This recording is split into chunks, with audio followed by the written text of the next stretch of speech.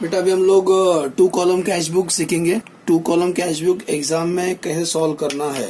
सबसे पहला जो 2 कॉलम कैश बुक, उसमें कॉलम क्या बनाएंगे, पहला उस ट्रेडर का नाम लिख देना। जैसे पढ़ो क्या लिखा है, प्रिपेयर 2 कॉलम कैश बुक बनाना है आपको ऑफ अ सीमा ट्रेडर। तो ऊपर नाम लिख देना in the book of Seema trader, in the centre में in the book of Seema trader, book of Seema trader.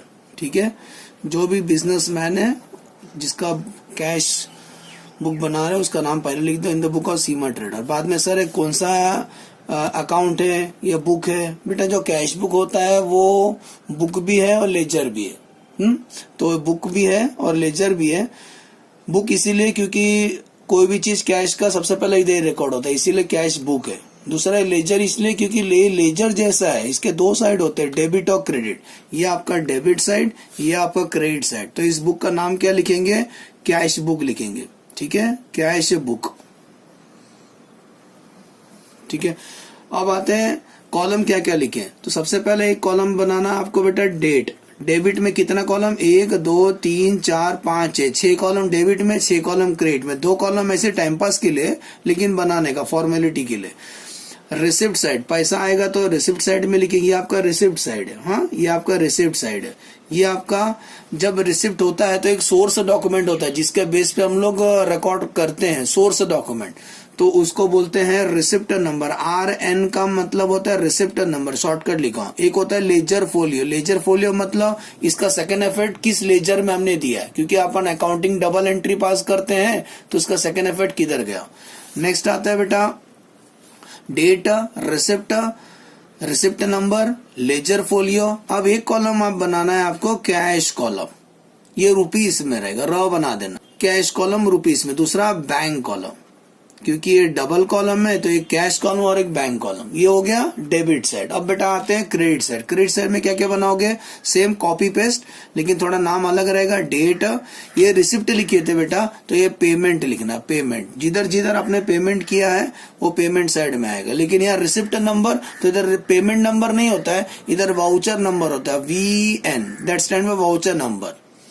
हम जब पेमेंट करते तो वाउचर रिकॉर्ड रखते हैं कि किधर किधर हमने पेमेंट किया, किसको किसको पेमेंट किया।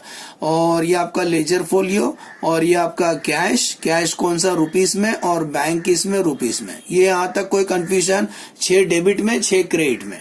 अब आते हैं, जैसा पढ़ोगे आप इसका पोस्टिंग करना है आपको, लेकिन आपको इमेजिनेशन करना है। लेकिन मैं एंट्री करके दिखाता हूँ, एग्जाम में आपको एंट्री नहीं करना है। ओके, नंबर 1, एग्जाम फिर से बोलते हैं एग्जाम में एंट्री नहीं करना, अपने को इमेजिन करना है। वो आपको जितना ज्यादा प्रैक्टिस करोगे आपका माइंड में बैठ जाएगा, अच्छा अच्छा इसका डेबिट में से क्रेडिट में। तो सबसे पहला started business with cash, clearly बोला है कैश में लाया पैसा, क्योंकि 2 कॉलम है, कैश और बैंक है, तो समझ में आना चाहिए ना कौन सा कॉलम हमें लिखना है। Started business with cash 60,000। अगर बिजनेस शुरू किया कैश लाके तो एंट्री आता है cash account debit to capital. ये एंट्री मारा जाएगा बेटा, cash account debit to capital. Amount कितना आएगा, 60,000। अमाउंट कितना आएगा, 60,000। अमाउंट फिलहाल एक ही लिख रहा हूँ, हमें तो पोस्टिंग करना है। हम ये वर्किंग नोट है, इसीलिए हम इसमें डेबिट भी नहीं लिख रहे ना नरेशन लिखेंगे, ऐसे टाइम पास के लिए बना रहे हैं, आपको इमेजिनेशन करने के लिए। तो कैश अकाउंट डेबिट आप इमेजिन करना। तो cash account debit to capital, ठीक है। तो cash account debit to capital, अब इस एंट्री का हम पोस्टिंग करेंगे। ये कैश है, ये डेबिट में पोस्टिंग करना है। कैश का डेबिट में 60,000 रुपए लिखना है। कैश का डेबिट में 60,000 रुपए लिखना है। कैश का डेबिट में 60,000 रुपए लिखना है। तो कैश कॉलम, बैंक कॉलम, तो कैश का डेबिट में लिखेंगे 60,000। अब बेटा इसका नाम क्या लिखना है, कैश का डेबिट में नाम किसका लिखना है, जो अपोजिट में रहता है उसका नाम लिखना है, अपोजिट वाले का नाम लिखना है। तो कैश का डेबिट में लिखने का to capital, to capital. Date क्या सर, 1 तारीख को, तो यहाँ ऊपर जैन लिख देना और 1 लिख देना, जैन 1 का, 1 जैन का। नरेशन लिख देना, being started business, being started business, being started business. First entry clear. अब आते बेटा second entry. Entry number 2, cash deposit into bank. बेटा बैंक में पैसा डिपॉजिट करोगे, बैंक से पैसा विड्रॉ करोगे, उसको कॉन्ट्रा एंट्री बोलते हैं। कॉन्ट्रा एंट्री क्यों सर, इसका सेकेंड इफेक्ट इसी लेजर में घूमता है, कोई और लेजर में नहीं रहेगा। तो आपने कैश डिपॉजिट किया बैंक ऑफ इंडिया में, तो बैंक बैलेंस आपका बढ़ेगा। तो सर इसका एंट्री क्या आएगा, 4 तारीख वाले का bank account debit to cash आएगा। Bank account debit to cash, amount कितना आएगा सर 25,000। रुक जाओ। अब जब हम इसका पोस्टिंग करेंगे ना, तो पोस्टिंग में जरा आपको ध्यान क्या देना है, बैंक का पहले हम इसका पोस्टिंग करेंगे। बैंक का डेबिट में 25,000 हमें लिखना है, तो ये रहा कैश बैंक कॉलम में लिखना है, बैंक कॉलम में। तो बैंक का डेबिट में लिखने का 25,000। मैंने बोला आपको बेटा ये कॉन्ट्रा एंट्री, इसे लेजर फोलियो में कॉन्ट्रा लिख देना सी। सर पोस्टिंग करने टाइम पे नाम क्या लिखने का, बैंक का डेबिट में जब लिखो तो अपोजिट वाले का नाम लिखने का, तो लिखने का टू कैश।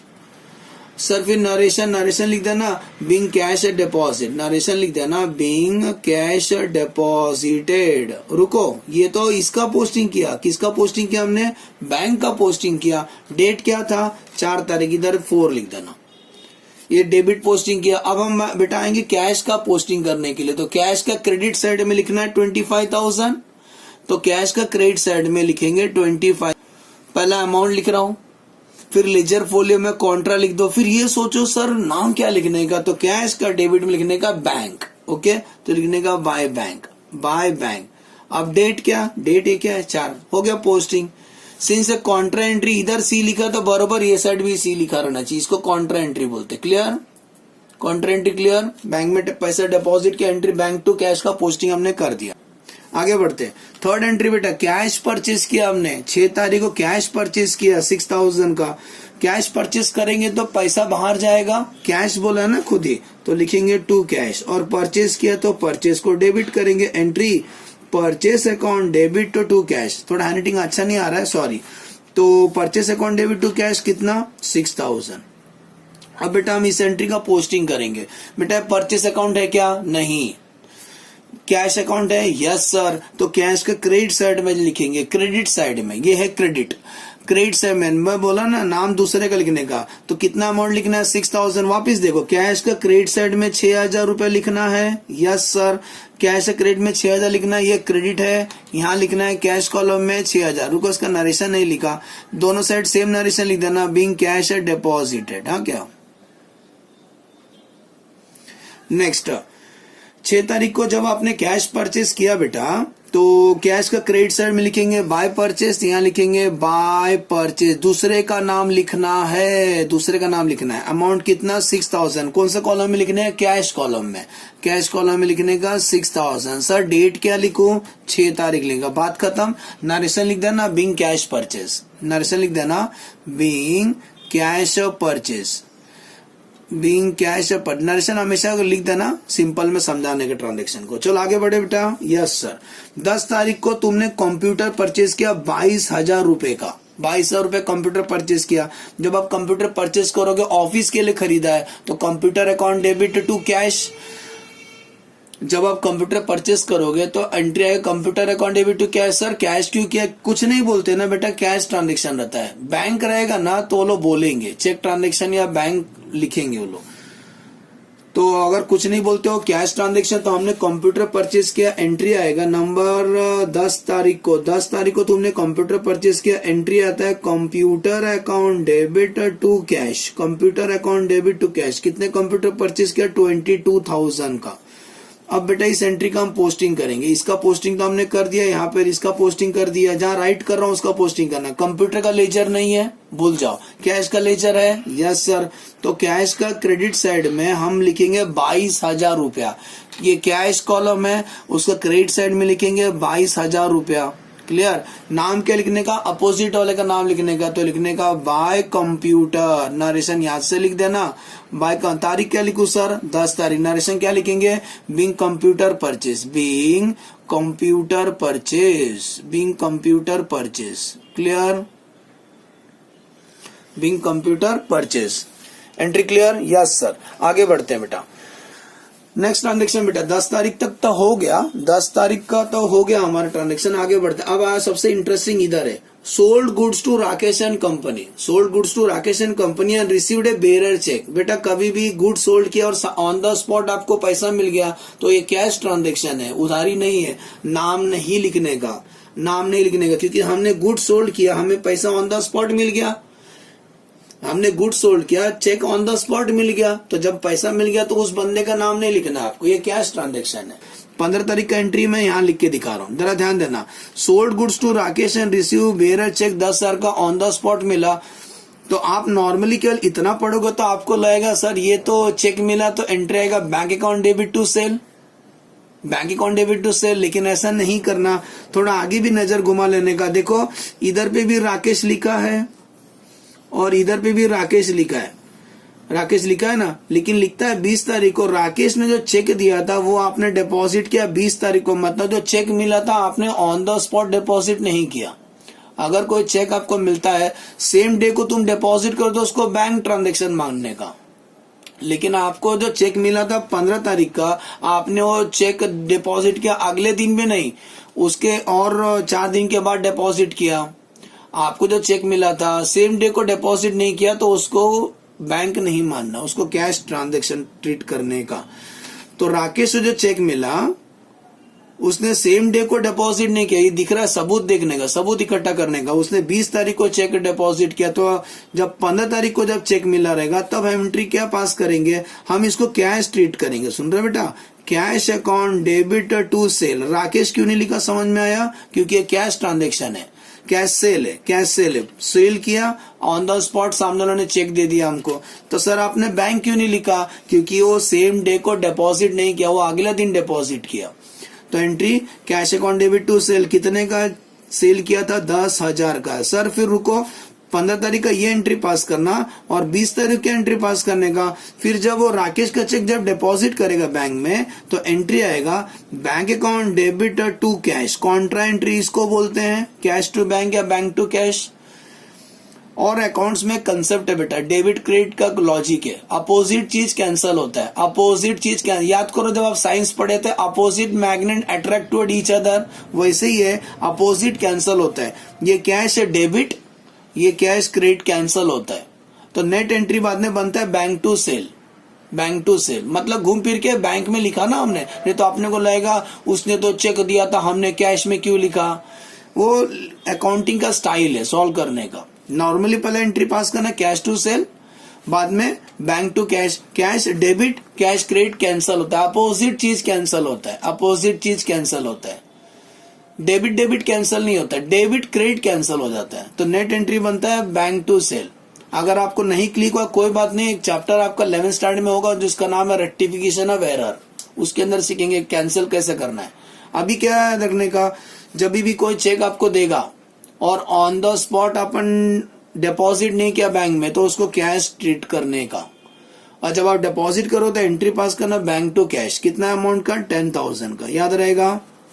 इसीलिए डायरेक्टली एंट्री पढ़ के एंट्री नहीं मार देना, थोड़ा नीचे देखने का उसका नाम किधर नीचे है क्या, ये देखने का कि वो चेक आपने अगले दिन तो डिपॉजिट नहीं किया, इसकी वजह से अलर्ट रहना। चलो इस एंट्री का पोस्टिंग करते हैं। तो डेट, अगला डेट लिखेंगे बेटा 15 तारीख को हमने जो सेल किया, एंट्री आएगा cash account debit to sale, तो डेबिट में लिखेंगे टू सेल्स, टू सेल।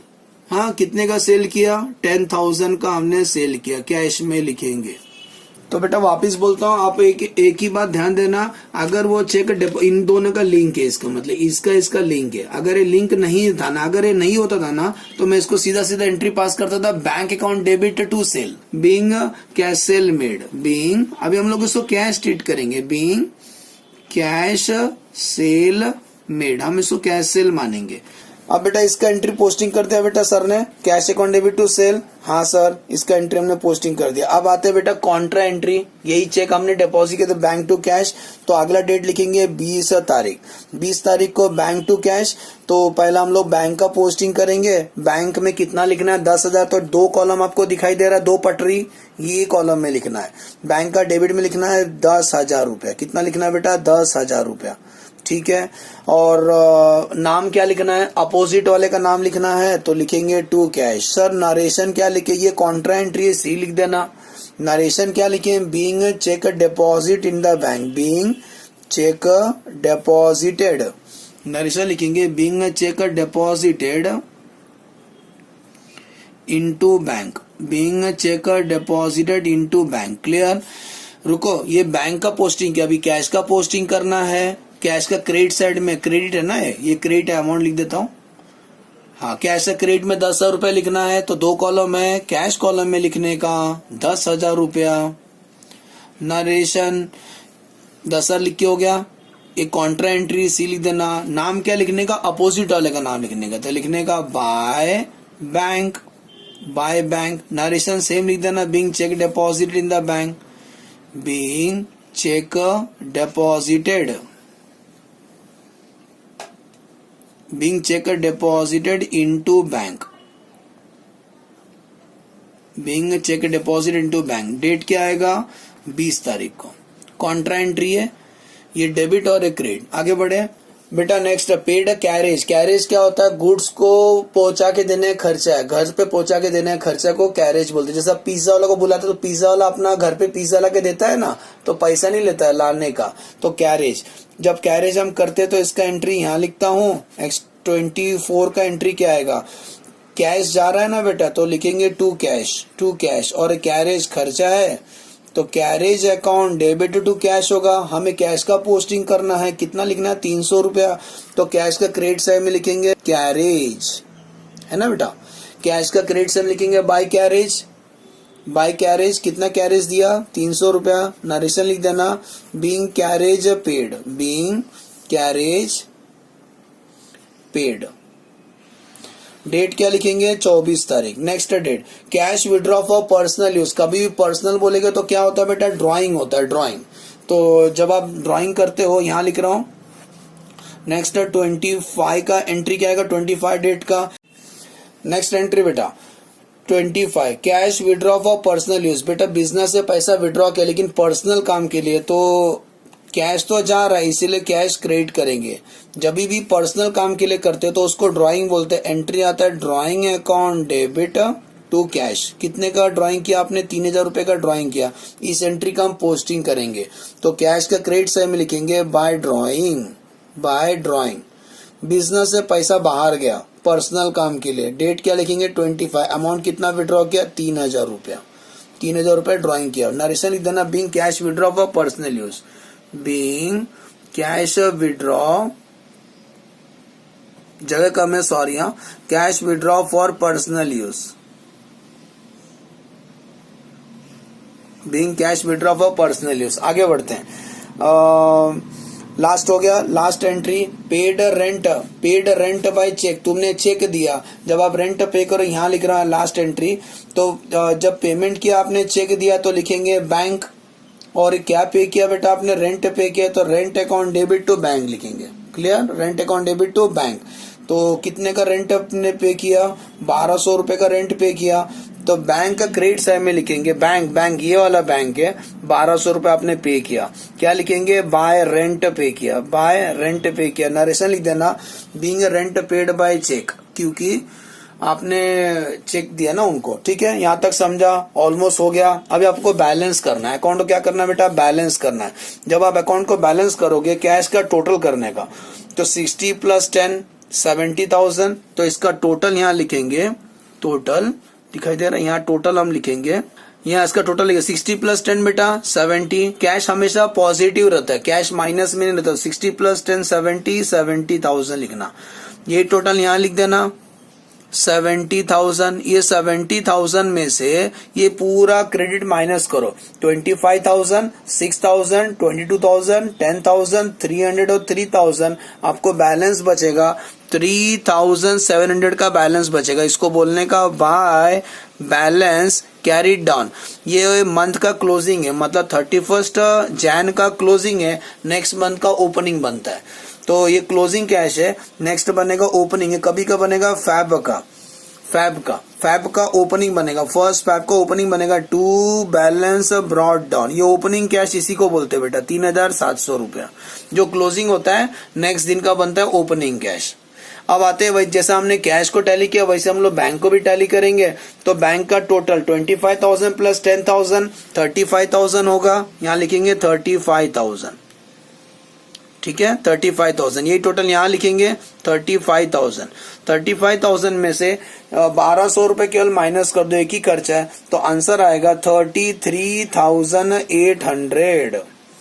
33,800, यही कैरी डाउन नेक्स्ट मंथ का बनता है ब्रॉड डाउन, तो आएगा 33,800। Problem completed. एज्यूम करता हूँ समझ में आया कि cash double column cash book आपको कैसे बनाना है। वापस एक बार फास्ट देख लो, बिजनेस में कैश लेके आया, cash account debit to capital, cash deposit किया था बैंक में, बैंक टू कैश, तो बैंक का डेबिट में टू कैश और कैश क्रेडिट में by bank. Next cash purchase किया 6000 का, बाय परचेज 6000 का, दो कॉन्ट्रा एंट्री था इसके अंदर। आगे बढ़ते, कंप्यूटर परचेज किया, बाय कंप्यूटर 22,000। राकेश वाला पॉइंट क्लियर हो गया। सेम डे को अगर डिपॉजिट नहीं करते उसको कैश ट्रीट करने का, बाद में उसका कॉन्ट्रा एंट्री पास करने का। तो जब मिलेगा तो एंट्री पास करना, cash account debit to sale, बाद में डिपॉजिट किया तो एंट्री आता है bank account debit to cash, वो कॉन्ट्रा एंट्री 10,000 10,000 का।